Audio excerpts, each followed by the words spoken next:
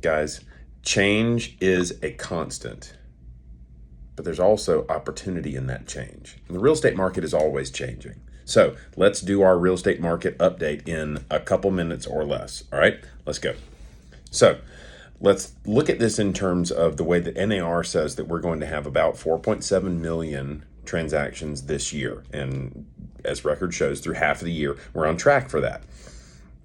That's about the same number of transactions as occurred in 2012. The only difference being that there were 990,000 realtors in the United States in 2012. This time around, there's 1.7 million. So, how do we do business when there's 70% more competition for the same amount of transactions? It's simple. We educate and we persevere, and we communicate properly. We have to give more in value than we take in compensation. So, what do we talk about? What do we analyze when we want to look at the data? Now, the spreadsheet that's attached is going to show you that month to month and year over year numbers and that spread of where we are. We've dropped off slightly in average per square foot price. We've also dropped off pretty considerably in terms of average days on market. Well, month over month numbers show us momentum shifts in the marketplace, and year over year numbers help to establish longer term trends.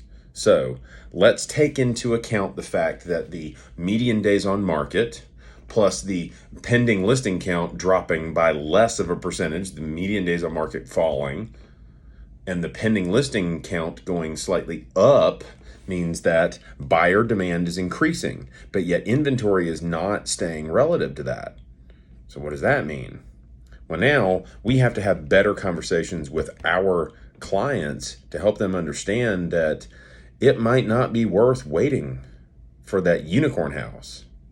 Let's have a conversation through our buyer process. Let's have a better conversation about the 85% perfect home to help them understand that the next best thing might not actually be waiting around the corner, because the way that the momentum shifts are working in our market and in our industry are trending towards more buyer demand, more competition, even though the total number of transactions are down. We can't get caught up in big numbers. We can get caught up in the numbers that make sense to our people. So take that into account. Use those numbers to your advantage, because what speaks to your people is what actually provides value to the people that you represent. Now, for homework, there's 4 things that you might need to pay attention to. Well, a couple of them have already happened, but the Consumer Price Index figures come out this week.